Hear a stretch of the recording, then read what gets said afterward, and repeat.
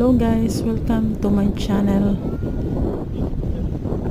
Nandito kami ngayon sa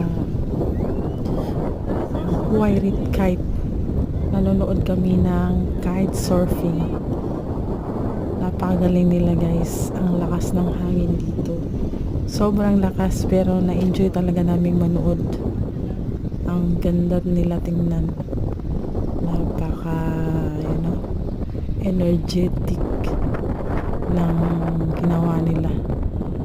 Napakahirap pero ang ganda ng panahon, masyadong mahangin dapat para makapag-slide ka.